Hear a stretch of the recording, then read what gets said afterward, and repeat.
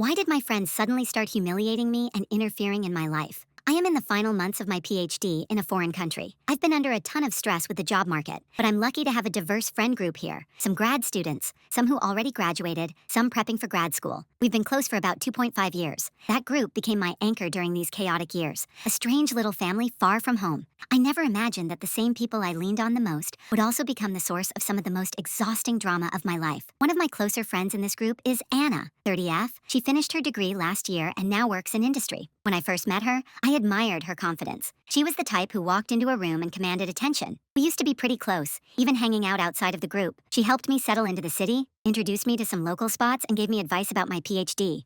But over time, I realized she had a very controlling, rude side. It started subtly, little comments about how I dressed, unsolicited opinions on my career path, but slowly, the mask slipped more and more. Still, I stuck around because I valued differences in people. I thought maybe she was just blunt and I was being too sensitive. Last year, she started dating Ben, 23M, another person in the group. That's when things shifted. It was like the dynamic between us cracked open and something uglier crawled out. She started inserting herself into my personal life in ways that made me deeply uncomfortable. For context, I've never been in a relationship and I'm sensitive about dating. It's not that I don't want to, I just prefer to keep that part of my life private. My focus is on finishing my PhD, building my career, and figuring out where I want to live next. But Anna made it her mission to change that. She constantly pressured me to date, even trying to push me toward Chris, 27M, another mutual friend. Every time we were together, she'd bring it up. So when are you going to let someone in? Or, you and Chris would be cute, you know? It was exhausting. I'd always have to explain why I wasn't dating, why I wasn't ready, why it wasn't the right time. It wasn't enough for her to accept my choice. She had to pick it apart, criticize it, and turn it into a group conversation I never wanted to have. Meanwhile, my dynamic with Dan, 28M, shifted in a completely different way. Dan and I had always had what you might call a love-hate relationship. He was arrogant, distant, and never came to events unless dragged. At first, we barely spoke outside of group gatherings. But then, something changed. He started showing up more often. He started talking to me more. It wasn't dramatic, just small things like remembering details I'd mentioned in passing, or asking thoughtful questions about my research. And then, almost without warning,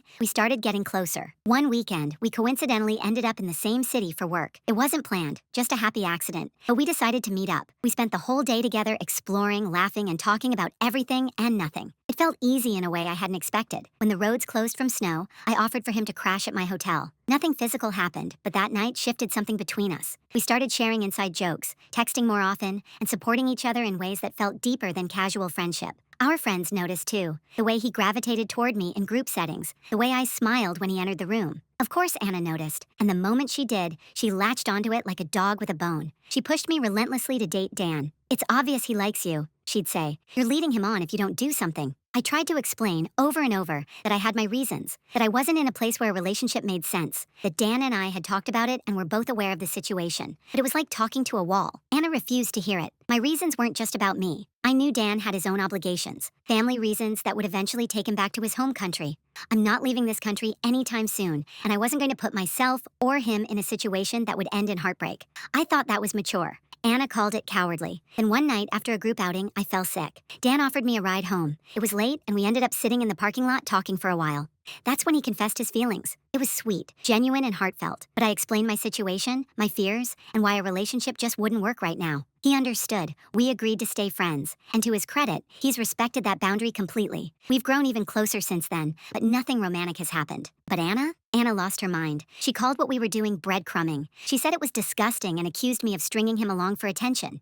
She yelled at me in front of our friends, insulted me, and told me I would end up alone if I kept pushing people away. Her words sliced deeper than I wanted to admit. I started questioning myself. Was I really being unfair? Was I selfish for wanting to keep a friendship instead of forcing a relationship I wasn't ready for? Things hit a breaking point when I hosted the group at my place. It just so happened to fall on Dan's birthday, so the others asked if we could surprise him with a cake. I said yes. It seemed like a small, kind gesture. But an hour before the gathering, Anna lashed out again. She accused me of seeking attention, of trying to impress Dan. Then she crossed a line I didn't even know she was capable of crossing. She made racist comments about my background. I'm South Asian and Dan is white, and sneered that I would die single because I didn't deserve love. I was devastated. I almost canceled the whole thing right then and there. But another friend talked me through it, and I decided not to let Anna ruin the evening. I pasted on a smile and got through the night, but my mood was shattered. Later, the stress caught up with me. I actually fainted. When I came to, 3 friends, including Dan, had stayed behind to make sure I was okay. They were furious with Anna and wanted to confront her, but I begged them not to. I didn't want more drama. I just wanted peace. I thought that was the end of it, but Anna wasn't done. A week or so passed after the incident at my place, and I tried to convince myself that maybe the worst was behind me. Anna had crossed several lines, yes, but maybe with time and space, she'd realize how cruel she'd been and just stop. I wanted to believe that. I didn't want to lose this friend group that had been such a huge part of my life during my PhD. I didn't want every event, every dinner, every casual hangout to become a minefield. But Anna wasn't done. If anything, she doubled down. It was like she had made it her personal mission to make me feel miserable. It started subtly again. Little digs here and there, passive-aggressive jokes in group chats, comments like, oh, I guess some people don't want love, or maybe she's afraid of commitment. I ignored them. I told myself I was being overly sensitive, but then it escalated. The next time I saw her in person, she launched into another tirade, this time in front of half the group. I just don't understand you, she said, voice dripping with disdain. You complain about how stressful your life is, how you want companionship, and then when someone likes you, you push them away. You breadcrumb him. You're playing with his feelings. I stood there, frozen, as everyone stared at me. I wanted to scream that none of what she was saying was true, that Dan and I had talked about everything, that he agreed with my decision, that we were fine. But I also knew that no matter what I said, Anna had already made up her mind. This wasn't about understanding me. It was about tearing me down. The worst part was that Dan was there, and instead of getting angry, he stayed calm. He looked at Anna and said, I'm a grown man. I know what I want, and I know what I agreed to. Stop speaking for me. His tone was firm but not hostile. Anna looked stunned, like she hadn't expected him to defend me. But then she scoffed and muttered something about him being blind and not seeing the truth. That moment stuck with me for days. Not because of Anna's words, but because of Dan's. He didn't just defend me, he reclaimed the narrative. It reminded me that this wasn't her story to twist. It was ours, and we were fine with where we were. But Anna wasn't letting go. Fast forward to a friend's wedding the following week. I was already a little nervous about attending. Weddings tend to bring out people's opinions on relationships, and I wasn't in the mood for more unsolicited commentary. But I didn't want to isolate myself from the group either. I thought maybe the festive atmosphere would cool things down. For most of the evening, things were actually okay. I chatted with friends, danced a little, and even enjoyed myself. Then, during the reception, a teenage relative of the couple came up to Dan and me. Mistaking us for a couple, he asked if we wanted to dance. We laughed, clarified that we were just friends, and politely declined. It was a sweet, innocent moment, or it should have been. Because that's when Anna struck. Loud enough for everyone nearby to hear, she called out, oh, come on, stop pretending. They're just friends with benefits. The room went silent. Conversation stopped mid-sentence. All eyes turned to me and Dan. I felt the blood drain from my face. My heart was pounding so hard I thought I might actually faint again. I didn't say a word. I didn't even look at her. I just turned and walked out. A few friends followed me, including Dan. They were furious, beyond furious. One of them said they were going to confront her right then and there, but I begged them not to. I was done with the drama, done with the humiliation, done with her. I just wanted it all to stop. I spent the rest of the evening outside, sitting under the soft glow of the venue lights, trying to calm my racing thoughts. Dan sat next to me in silence, close enough that I could feel his presence but far enough to give me space. Finally, after what felt like hours, he spoke. She's not your friend, he said quietly. I didn't respond. I didn't need to. He was right, and we both knew it. The universe, however, wasn't done with Anna, and karma, it seemed, had impeccable timing. Later that night, after I'd left the venue to go home, the after-party began. And that's where everything came crashing down for Anna. From what several friends later told me, she caught her boyfriend Ben, the one she'd been dating for over a year, making out with someone else at the party. Not just flirting, but full-on kissing, in plain view of others. It was chaos. There was shouting, tears, accusations. Their breakup was loud, messy, and deeply public. And as if that weren't enough, Anna made a desperate move later that night. In the middle of her heartbreak, she showed up at Dan's place, supposedly seeking comfort. He refused to let her in. This isn't my problem, he told her through the door. You've caused enough damage. Please leave. That apparently broke her. She stormed off and went to stay with her sister, and from that moment on, she started disappearing from our social circles. People who had once tolerated her behavior now began distancing themselves. Some were angry on my behalf. Others were simply tired of the chaos she always brought with her. It was surreal watching it unfold from a distance. I didn't feel vindicated. I didn't feel triumphant. Mostly, I just felt tired. Tired of the drama, tired of the hostility, tired of being someone's punching bag for their own insecurities. And yet, I couldn't help but notice the poetic symmetry of it all. The woman who spent months tearing me down, accusing me of breadcrumbing and predicting I'd end up alone, was suddenly the one left standing alone. In the days that followed the wedding disaster, everything felt strange. The atmosphere in our friend group shifted overnight. People who had once laughed at Anna's jokes or excused her sharp tongue now exchanged uneasy glances when her name came up. The group chats were quieter. Invitations that used to include her name suddenly didn't. It was as if a curtain had been pulled back, and everyone was finally seeing the person I had been dealing with all along. I kept waiting for the usual, for Anna to text me, to justify herself, to twist things until somehow I was the villain. But nothing came. Days turned into a week, then two. No messages, no apologies, not even a passive-aggressive meme. Just silence. And honestly, it was a relief, but it was also confusing. Because as angry as I was, as hurt as I still felt, there was a small, stubborn part of me that missed the version of Anna I thought I knew. The woman who helped me find my favorite coffee shop when I first moved here, who brought soup when I was sick, who cheered me on when I submitted my first journal article. That version felt real once, and now I didn't know if she ever really existed at all. One night, I sat alone in my tiny apartment scrolling through old group photos. There we were at a picnic, laughing until our sides hurt. At someone's birthday dinner, our faces lit up by the glow of a cake. I stared at Anna in those pictures and felt this dull ache in my chest. How did we get here? How did someone I once called a close friend become the person who humiliated me in front of dozens of people? Dan called that evening, as he often did lately. We had gotten into the habit of checking in on each other, partly because of the chaos, partly because our friendship had deepened in the quiet aftermath. How are you holding up? He asked gently. I don't know, I admitted. Some days I feel fine. Other days I feel like I'm still waiting for her to show up at my door and yell at me again. She won't, he said firmly. She's too busy dealing with the consequences of her own actions. Do you think I should talk to her? I asked before I could stop myself. The question hung in the air, heavy and uncertain. Just to, I don't know, end things properly? There was a pause on the other end of the line. Do you want closure? Dan finally asked. Or are you hoping for something else? I didn't answer, because the truth was, I didn't know. Maybe it was closure. Maybe it was curiosity. Maybe it was that stubborn hope that somewhere beneath all that bitterness, the friend I used to know was still in there. But as the weeks stretched on, it became clear that Anna had no interest in repairing anything. I'd see glimpses of her life through mutual friends, a selfie at her sister's house, a post about new beginnings, but she made no effort to reach out to me. And the more distance I got, the more clarity I gained. It wasn't me. It had never been me. The truth was, Anna's cruelty had very little to do with anything I had done, and everything to do with what she was dealing with inside herself. I started to piece together the pattern, the controlling behavior, the constant need to comment on other people's choices, the anger when someone didn't conform to her idea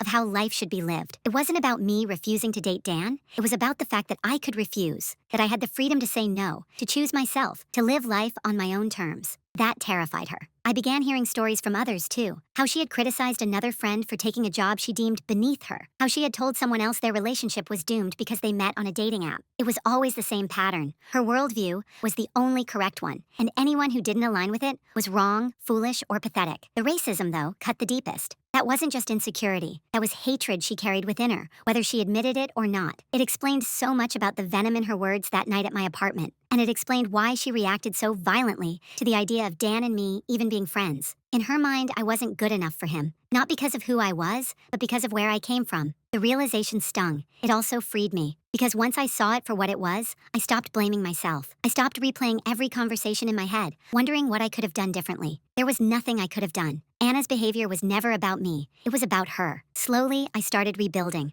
I leaned more on the people who had supported me, the ones who had followed me out of that wedding hall, the ones who had checked on me after I fainted, the ones who saw me not as someone who needed to change, but as someone worthy of love and respect exactly as I was. The group changed too. Without Anna's loud presence dominating every interaction, things felt calmer, lighter. We laughed more. We listened more. People who had once stayed silent during her rants began speaking up, sharing their own frustrations and experiences. It turned out I wasn't the only one she'd hurt. I wasn't even the first. One friend admitted that Anna had mocked her accent during a party. Another said she'd been pressured to break up with her boyfriend because Anna thought he wasn't ambitious enough. It was like peeling back layers of a rotten onion. The deeper we went, the more we saw how toxic her influence had been. And yet, despite everything, part of me still struggled with guilt. I didn't want to be the kind of person who celebrated someone else's downfall. I didn't want to sit there and feel good about the fact that karma had come for her. But maybe, I realized, this wasn't about celebrating her pain. It was about finally seeing the truth. I wasn't the villain of this story. I never was. A month later, I saw her again, not by choice.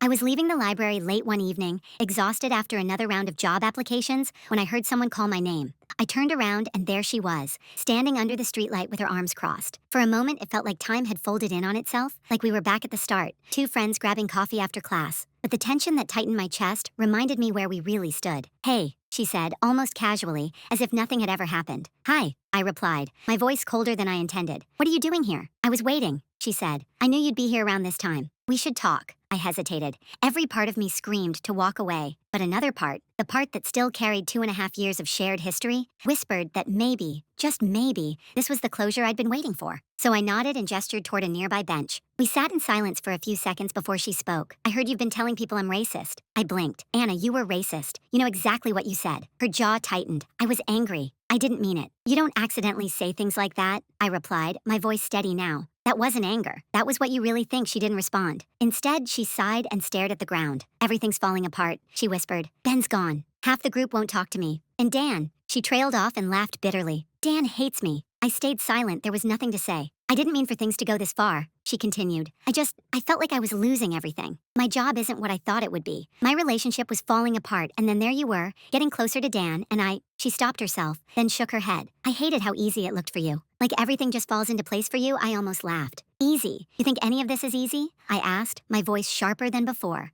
I'm working myself into the ground trying to finish my PhD. I cry over job applications every week. I fainted from stress because of the things you said to me. None of this is easy. She flinched. For the first time since I'd known her, she looked genuinely small, vulnerable. I know, she said quietly, and I'm sorry. For all of it. The apology hung between us. It wasn't dramatic or tearful. It was just words. Words that came far too late. I don't know if I can forgive you, I said finally. Not because I want to punish you, but because I don't know if I can trust you again. She nodded, as if she had expected that. I understand, she said. I wanted you to hear me say it. We sat in silence again, the kind that isn't peaceful but isn't hostile either. And for the first time, I realized I wasn't angry anymore. I was tired, yes, still hurt, but the anger had burned itself out. When we finally stood to leave, she turned to me. I hope someday we can be friends again, she said softly. Maybe, I replied, but not now. That was the last real conversation we ever had. After that night, Anna faded from my life. She still showed up occasionally in group chats, but her messages were brief and impersonal. She stopped coming to most gatherings. I didn't block her or cut her out. I just stopped making space for her in my world. And the strange thing was, I didn't miss her. Without her constant criticism, my life felt quieter, lighter. My friendships deepened. I focused on finishing my dissertation. Dan and I found a rhythm in our friendship that worked for us. Not complicated, not dramatic, just two people who genuinely cared about each other. Sometimes when I passed the cafe where we used to spend hours talking, I felt a flicker of sadness. But it wasn't about her anymore. It was about the version of myself I had been back then. The one who tolerated too much, who explained herself too often, who believed that friendship meant enduring cruelty disguised as honesty. That version of me was gone. And as graduation approached, I realized something else. I didn't want to salvage that friendship. Not because I hated Anna, but because I had finally learned that not every relationship is meant to be saved. Some people come into your life to teach you lessons. And when those lessons are learned, it's okay to let them go. The lesson Anna taught me was painful but powerful. Never let someone convince you that your boundaries are selfish. Never let them define your worth by their insecurities. And never ever tolerate cruelty just because it comes from someone you once loved. But karma, as it turned out, wasn't quite finished with her. Months later, I heard through mutual friends that Anna had tried to join another social circle, a professional network tied to her industry. It didn't go well. Her controlling tendencies surfaced again, and people distanced themselves. The new beginning she had boasted about online fizzled quickly. Eventually, she left the city altogether, moving back to her hometown. I didn't celebrate when I heard the news. I didn't gloat or feel vindicated. Instead, I felt nothing, just a quiet sense of closure. She had chosen her path, and I had chosen mine. And for the first time in years, they no longer intersected. Life after Anna was quieter, not empty, just peaceful. The group changed in subtle ways. Without her dominating every conversation, people spoke more freely. Jokes landed better. Plans felt collaborative again instead of dictated. Even small gatherings like movie nights or coffee runs became spaces where everyone felt welcome. I didn't realize how much tension she had brought into the group until it was gone. And as for me, something shifted too. I stopped over-explaining my choices. When people asked why I wasn't dating or why I hadn't applied to jobs in certain countries, I answered briefly, or not at all. I stopped defending the fact that I was prioritizing my degree and my own mental health. I learned that silence is sometimes stronger than justification. Dan was still there, steady, thoughtful, kind. We never crossed the line into romance again, and I was grateful for that. Our bond had grown into something better, a friendship without pressure or pretense. He respected my boundaries completely, and I, in turn, was honest about my limits. It wasn't some epic love story, but it was real and uncomplicated, and I cherished it. One afternoon, months after everything had happened, we went for a walk through the botanical gardens near campus. It was cold but sunny, the first signs of spring starting to peek through the frost. We talked about everything and nothing. Dissertations, travel plans, the stray cat that had adopted itself into his building. At one point, he stopped walking and turned to me. "You seem different," he said. "Different how?" "Lighter," he said. "Like you're not carrying something heavy anymore." I thought about that for a moment. "I think I just stopped apologizing for existing," I said quietly. "For being who I am. For not living up to someone else's expectations." He smiled, a soft, genuine smile. Good. You never needed to. It was such a simple exchange, but it stayed with me long after we left the gardens. Because he was right. I had spent too much of my life shrinking myself to fit other people's comfort, and losing Anna, as painful as it was, forced me to stop doing that. But life, as always, had one more twist to throw my way. About 6 months after our last conversation, I received an email from Anna. Just seeing her name in my inbox made my stomach twist. It was a long message. Pages and pages of rambling thoughts, apologies, explanations, half reflections, half deflections. She talked about therapy, about how she'd been forced to confront parts of herself she didn't like. She admitted that jealousy and insecurity had driven much of her behavior. And buried near the end, she asked if we could meet just once for closure. I stared at the message for a long time. I didn't feel anger anymore, just exhaustion. I had rebuilt my peace, and part of me worried that seeing her again might disturb that balance. On the other hand, a small voice inside whispered that maybe meeting her could be the final step in closing that chapter. I took a few days to think about it, and in the end, I wrote back, "I appreciate your apology. I truly do. But I think we're on different paths now, and I want to keep it that way. I wish you nothing but peace and healing, but I don't think meeting would help either of us." I never got a reply. It was strange. For so long, I had imagined that closure meant one final conversation, one dramatic confrontation, or even one mutual understanding. But in reality, closure looked like a simple email declining to reopen an old wound. It looked like choosing silence over explanation. It looked like moving forward without looking back. A year later, I walked across the graduation stage and accepted my PhD diploma. My friends cheered from the back row, Dan among them, clapping louder than anyone else. It was one of the proudest moments of my life, and for the first time in years, I felt free. After the ceremony, as we all spilled out into the courtyard,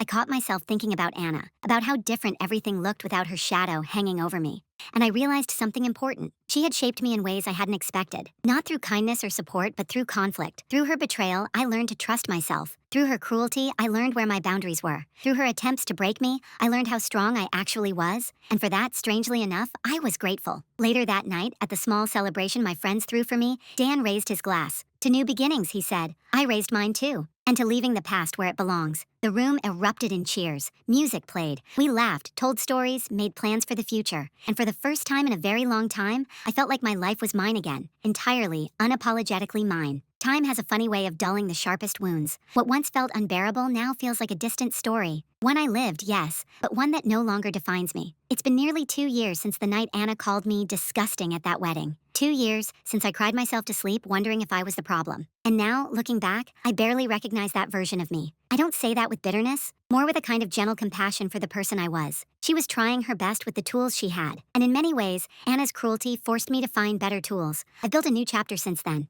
After graduating, I accepted a research position in another city, one that excites me and challenges me in ways I didn't think possible. I found a small apartment with sunlight that pours into the kitchen every morning. I planted herbs on the windowsill. I walk to work. I've made new friends, not many, but real ones. And every now and then, I meet up with the old crew, minus Anna. Dan and I still talk. Sometimes we go weeks without texting, then suddenly we'll spend hours catching up over coffee. He's back in his home country now, but distance hasn't dulled the bond we built. I don't know if our story will ever turn romantic, and honestly, that's no longer the point. He reminded me that not all closeness needs a label, that sometimes the best relationships are the ones that simply are. One night, while sitting on my balcony with a cup of tea, I scrolled back through old photos, snapshots of birthday dinners, study sessions, late night walks home. And there, in the middle of it all, were pictures with Anna. Us laughing, us hugging, us acting like nothing in the world could break that friendship. It felt surreal to see them. Not painful anymore, just us distant, like watching characters in a movie I'd once loved but outgrew. And that's when it hit me. Not every ending has to be dramatic. Some friendships die quietly. They fade, dissolve, or simply stop fitting the shape of who you're becoming. And that's okay. Letting go doesn't mean the past was worthless. It means you've learned what you needed to learn. The last time I ever heard about Anna was from a mutual friend who bumped into her by chance. She's working somewhere new, apparently, trying to piece things together. I felt no anger, no triumph, just a calm, detached curiosity. A part of me hopes she's healing. Another part of me knows it's not my responsibility anymore. Because here's the truth I wish I had understood back then. You are not required to set yourself on fire to keep someone else warm. Friendship is not about enduring abuse and calling it loyalty. And someone else's pain, no matter how deep, does not excuse cruelty. Anna chose to project her insecurities onto me. She chose to mock, belittle, and wound. And for a long time, I tried to carry those choices on my back as if they were somehow my fault, but they weren't, and they never will be. I no longer ask myself why she did it. Maybe it was jealousy. Maybe it was unhappiness. Maybe it was something deeper that had nothing to do with me at all. The why doesn't matter anymore. What matters is that I walked away. and I didn't look back. I think about the girl I was the night I fainted from stress, believing I was worthless because someone I called a friend told me I'd die alone. I want to reach back through time and tell her, you will not die alone. You will build a life that is yours. You will love and be loved not because you chase it, but because you grow into someone who radiates peace. And most importantly, you are not hard to love. You were simply trying to bloom in a garden that resented your flowers. Last spring, I hosted a small dinner in my apartment, a quiet, cozy evening with people I trust. At some point, someone asked about my old friend group and whether I missed how things were. I thought about it, swirled the wine in my glass, and said, I don't miss who I was then. And that's what matters most. There was no bitterness in the answer, just truth. Because the truth is, losing Anna wasn't just losing a friend, it was shedding an old version of myself. The version that bent over backwards to be liked. The version that believed cruelty was honesty. The version that thought love had to be earned through suffering. I'm not that person anymore, and I never will be again. So to anyone who's ever been where I was, doubting themselves because of someone else's venom, questioning their worth because of a friend's words, here's what I learned. You do not owe anyone access to you. Not everyone deserves a seat at your table, and sometimes walking away is not weakness. It's the loudest, strongest form of self-respect. That's the real revenge. Not watching karma catch up to them. Not seeing them fall apart without you. The real revenge is living a life so full and joyful in yours that their absence stops mattering. And that's exactly what I'm doing.